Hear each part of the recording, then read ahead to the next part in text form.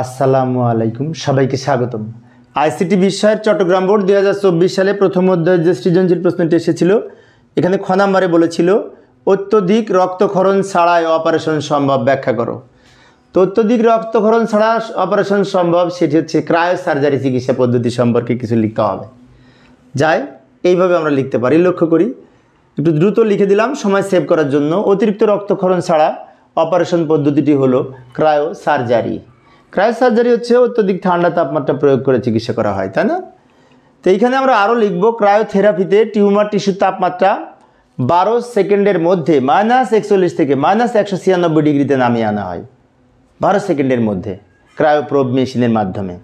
এবং পরবর্তীতে এই সময় যখন তাপমাত্রা কমে যায়, তখন ক্রায়োপ্রোব মেশিনের সূচের সাহায্যে, আল্ট্রা থিন যুক্ত সূচের সাহায্যে টিউমার টিস্যুর ভিতরে খুব দ্রুত আর্গন গ্যাস সহ অন্য কিছু নিঃসরণ ঘটানো হয়। অর্থাৎ যখন তাপমাত্রা এই -41 থেকে -196 ডিগ্রির মধ্যে নেমে যায়, তখন ক্রায়োপ্রোব মেশিনের মাধ্যমে, ওই সূচের মাধ্যমে ক্রায়োজেনিক এজেন্ট সমূহ ওই স্থানে প্রবেশ করানো হয়। ক্রায়োজেনিক এজেন্ট বলতে বোঝায় ক্রায়ো সার্জারিতে যে সমস্ত উপাদানগুলো ব্যবহার করা হয়।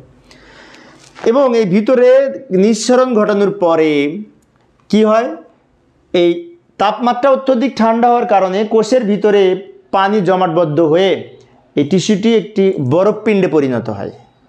যখন ভিতরে অত্যধিক ঠান্ডা তাপমাত্রা, মনে করো টিউমারের মধ্যে প্রবেশ করা হয়, তখন টিউমারটি একটি বরফপিণ্ডে পরিণত হয়। যখন বরফপিণ্ডে পরিণত হয়, তখন এই বরফপিণ্ডের মধ্যে যে আটকা পড়ে যে সমস্ত জীবাণুগুলো থাকে, ওগুলো সব মারা যায়।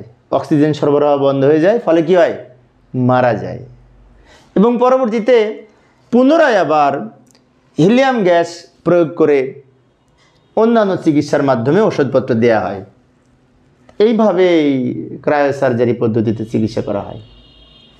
তো প্রিয় শিক্ষার্থী বন্ধুরা, আমি অবশ্য অল্প অল্প করে খ নাম্বারের প্রশ্ন আলোচনা করছি, এই প্লেলিস্টে যে প্রশ্ন উত্তরগুলি আছে আমার। আর টোটাল বোর্ড প্রশ্নের সমাধান প্রত্যেকটির আমি সমাধান করেছি, এবং সেটি প্লেলিস্টে দেওয়া আছে ভিডিও ডেসক্রিপশনের, ওখান থেকে তোমরা দেখে নিতে পারবে বড় প্রশ্নের উত্তরগুলি। আজকের প্রশ্নটি মূলত এই ছোট প্রশ্ন খ নাম্বারের জন্য। পরে ক্লাসটি দেখার আমন্ত্রণ রইল। খোদা হাফেজ।